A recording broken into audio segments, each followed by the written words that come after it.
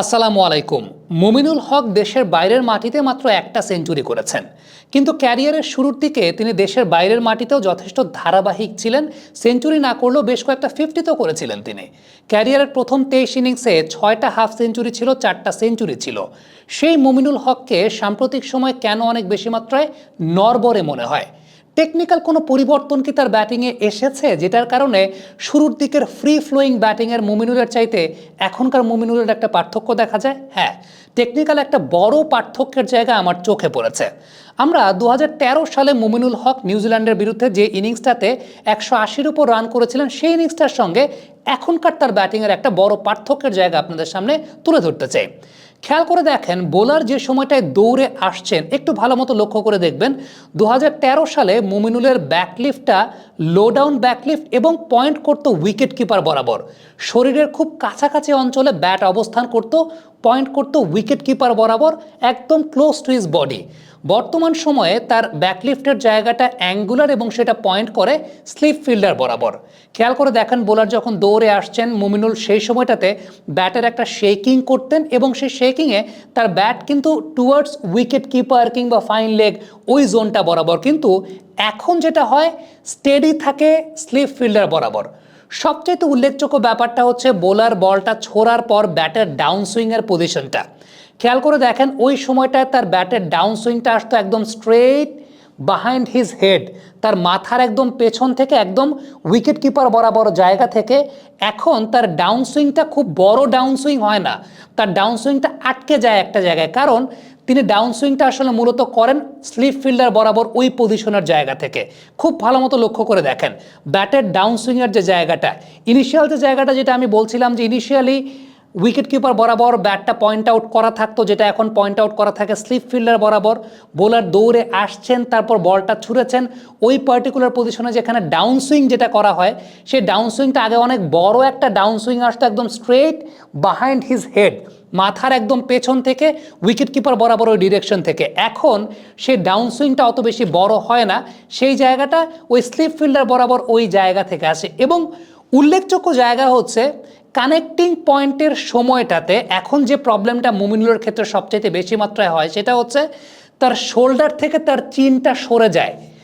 আগে তার শোল্ডার থেকে চিনটা কাছাকাছি অবস্থায় বিরাজ করতো। এটা ভেরি ইম্পর্টেন্ট পয়েন্ট ক্রিকেট কোচিংয়ের জায়গায়। আমি একটু পরে ব্যাপারটাকে ডেসক্রাইব করার চেষ্টা করছি। খেয়াল করে দেখবেন, শোল্ডার থেকে চিনটা অনেক অ্যাওয়ে হয়ে যায়, হেড পজিশনটা ফল করে যায়। হেড পজিশন ফল করার মুমিনুলের ক্ষেত্রে অন্যতম বড় কারণের জায়গাটা হচ্ছে তার ব্যাটের ডাউন সুইংটা আসে স্লিপ ফিল্ডার বরাবরের ওই জায়গা থেকে, যেটা আগে আসতো বিহাইন্ড হিজ হেড বা উইকেট কিপার পজিশন থেকে। আরেকটা বলকে আপনাদের সামনে একটু কম্পেয়ার করে আমি দেখাতে চাই, একটু খেয়াল করে দেখবেন ভালো মতো। একটা বল তো দেখলেন, আরেকটা বল দেখলে খুব ভালো মতো বুঝতে পারবেন। খেয়াল করে দেখেন, 2013 সালে মুমিনুল যে সময়টা বোলার দৌড়ে আসছেন, তার ব্যাটের পজিশনটা লো ব্যাকলিফট এবং সেটা উইকেট কিপার বরাবর পয়েন্ট আউট করা। এখন তার ব্যাটের পজিশনটা থাকে অ্যাঙ্গুলার স্লিপ ফিল্ডার বরাবর পয়েন্ট আউট করা। বোলার দৌড়ে আসছেন, এখন কিন্তু ব্যাটের পজিশনটা স্টেডি স্লিপ ফিল্ডার বরাবর পয়েন্ট আউট করা থাকে অফ সাইডে। ওই সময়টাতে তিনি ব্যাটটাকে একটা শেকিং পজিশনে রাখতেন এবং শেক করে সেটা উইকেট কিপার থেকে একদম বিহাইন্ড হিজ বডি, একদম ক্লোজ টু হিজ বডি, এরকম একটা পজিশনে। যে সময়টায় শট খেলছেন ওই পার্টিকুলার পজিশনটা খেয়াল করে দেখেন, ডাউন সুইংটা যে সময়টায় আসছে, ব্যাটের পজিশনটা উইকেট কিপার বরাবর পয়েন্ট আউট করা। এখন তার ডাউন সুইংটা আসে স্লিপ ফিল্ডারের ওই জায়গা থেকে, যে কারণে মুমিনুল তার অফ স্ট্যাম্পের অবস্থান সম্পর্কে খুব বেশি অ্যাওয়্যার থাকতে পারেন না এবং শোল্ডার থেকে চিন পজিশনটা দূরে সরে যায়। দ্যাটস ওয়াই তার হেড পজিশনটা ফল করে, ব্যাট এবং প্যাডের মাঝখানে একটা বড় ফাঁক তৈরি হয় কখনো কখনো। আবার যখন বেশি অ্যাক্রস চলে যাচ্ছেন, তখন হেড পজিশন অনেক বেশি মাত্রায় ফল করে যাচ্ছে। এই জায়গাটায় আপনারা বলতে পারেন যে আসলে মুমিনুল প্রপার টেকনিকে ব্যাটিং করছেন কি করছেন না। দেখেন, এক একজন ব্যাটারের জন্য টেকনিকটা এক এক রকম, এক একজন ব্যাটারের কমফোর্ট জোনটা এক এক রকম। মুমিনুলের ক্ষেত্রে যেটা ছিল, যে সময়টায় তার ব্যাটের পজিশনটা এই পেছন থেকে আসতো, অর্থাৎ রাইট বিহাইন্ড হিজ বডি কিংবা উইকেট কিপার পজিশন থেকে আসতো, ডিফেন্ডটা তিনি অনেক স্ট্রেট করতে পারতেন, তার হেড পজিশনটা একদম স্টেডি থাকতো, বলের দিকে তিনি নজর রাখতে পারতেন। এখন যে বিষয়টা ঘটছে, তিনি যেহেতু এই জায়গা থেকে তার ডাউন সুইংটা আনছেন, এই জায়গা থেকে ব্যাট পজিশনটা আনছেন, সো তার হেড পজিশনটা কিন্তু ফল করে যাচ্ছে। আমরা আপনাদেরকে একটা কোচিং টিউটোরিয়ালের স্টিল পিকচার থেকে দেখাই। নর্মালি একজন ব্যাটার যখন আপরাইট পজিশনে ব্যাটিং করতে দাঁড়ান, সেই সময়টাতে তার চিনটা তার শোল্ডারের কাছাকাছি অবস্থান করে এবং সেই সময়টায় তার আইলাইনটা স্ট্রেট থাকে, অর্থাৎ চোখের যে অবস্থানটা আইলাইন, চোখের ভিশনের আইলাইনটা স্ট্রেটিশ পজিশনে থাকে। যখনই তার শোল্ডার থেকে তার চিনটা সরে যাচ্ছে তখন কিন্তু তার দৃষ্টির যে লাইনটা আইলাইনটাও কিন্তু বাঁকা হয়ে যাচ্ছে। মুমিনুলের ক্ষেত্রে এক্স্যাক্টলি প্রবলেমটা কিন্তু এইখানেই তৈরি হচ্ছে। যখনই মুমিনুলের শোল্ডার থেকে তার চিনটা সরে যাচ্ছে due to his bat position, তার ব্যাট পজিশনটা যেহেতু এখন তিনি অফসাইড থেকে আনছেন বা স্লিপ পজিশন থেকে আনছেন, ওই জায়গা থেকে আনতে যে সময়টুকু যাচ্ছে খেয়াল করে দেখেন, যেটা হচ্ছে যে এই জায়গা থেকে তিনি যখন আনছেন এই যে হেড পজিশনটা এই জায়গাটা যে সরে যাচ্ছে, দিস ইজ দ্য প্রবলেম। যেটা আগে তার ক্ষেত্রে ছিল, তার একটা বড় ডাউন সুইং তিনি এই জায়গা থেকে আনতেন, তখন তার চিনটা তার শোল্ডারের ক্লোজ বরাবর অবস্থান করত। This is the difference. আমার কাছে মনে হয় যে মুমিনুলের টেকনিক্যাল একটা পরিবর্তন হওয়ার কারণে তিনি আগের মতো ফ্রি ফ্লোয়িং ব্যাটিং করতে পারেন না। এখন টেকনিক্যাল এই পরিবর্তনটা আমার কাছে মনে হয় মুমিনুল ইচ্ছা করে এনেছেন হোয়াইট বল ক্রিকেটটা ঠিকঠাক মতো খেলতে পারার জন্য। এটা আমার কাছে ব্যক্তিগতভাবে মনে হয়, আই মাইট বি রং।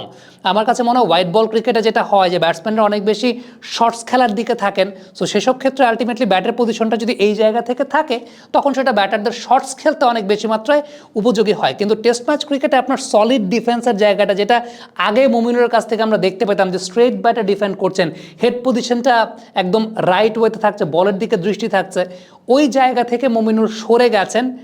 আমার যেটা মনে হয় যে তার ওই হোয়াইট বল ক্রিকেটে নিজেকে মেলে ধরার জন্য, বা তিনি হয়তো হোয়াইট বল ক্রিকেটটাও ওইভাবে খেলতে চান, দ্যাটস ওয়াই তার যে স্টেডি টেকনিকটা ছিল, যেটা টেস্ট ম্যাচ ক্রিকেটের সঙ্গে অনেক বেশি মাত্রায় সঙ্গতিপূর্ণ ছিল, সেই জায়গা থেকে হয়তো বা তিনি সরে এসেছেন। আমার মনে হয় যে তিনি এটা লোকাল কোচদের সঙ্গে বা তার যিনি ব্যাটিং মেন্টর রয়েছেন তার সঙ্গে কাজ করেই ইচ্ছাকৃতভাবে পরিবর্তনটা করেছেন। কিন্তু এই পরিবর্তনটা টেস্ট ম্যাচ ক্রিকেটে তার আগের যে টেকনিকটা ছিল সেই টেকনিকটার যে কমফোর্ট জোন, সেই কমফোর্ট জোন থেকে দূরে সরে দিয়েছে। অর্থাৎ আগে যেভাবে তিনি স্ট্রেট ওয়েতে ডিফেন্ড করতে পারতেন, স্ট্রেট ব্যাটে তার ডিফেন্ডটা হতো, সেই ডিফেন্ডটা এখন অ্যাঙ্গুলার হয়ে যাচ্ছে বিকজ তার হেড পজিশনটা আসলে সরে যাচ্ছে জায়গা থেকে। So this is the thing. আমার কাছে মনে হয় যে অনেক বড় একটা পার্থক্যের জায়গা। আপনি ভিডিও কম্প্যারিজন করে দেখলেই বুঝতে পারবেন যে এখানে কতটুকু সত্য কথা বলছি বা কতটুকু মিথ্যা কথা বলছি। ভিডিও প্লে করে দেখলে আপনি বুঝতে পারবেন যে আগের তার ব্যাট পজিশনের জন্য তার হেড পজিশনটা, তার চিন পজিশনটা তার শোল্ডারের কাছাকাছি অবস্থায় বিরাজ করতো, যেটা এই মুহূর্তে সরে যাওয়ার দরুন তার আই ভিশনটাও সরে যাচ্ছে এবং দ্যাটস ওয়াই তিনি অ্যাঙ্গুলার ব্যাটে ডিফেন্ড করতে গিয়ে তার ব্যাট প্যাডের মাঝখানে ফাঁক থাকছে, কিংবা কখনো কখনো লেগ স্ট্যাম্পের ওই করিডোরটার বলে ঠিকঠাক মতো শর্ট ফ্রি ফ্লোয়িং তিনি খেলতে পারছেন না। দিস ইজ দ্য থিং যেটা আমার কাছে মনে হয়েছে, যেটা তার হয়তোবা তিনি চিন্তা করেছিলেন যে তার ব্যাটিংকে ইমপ্রুভ করবে, কিন্তু তার ব্যাটিংকে আরও ডিমোশন দিয়েছে। Thank you very much. Comment বক্সে আপনাদের মন্তব্য মতামত জানতে চাই।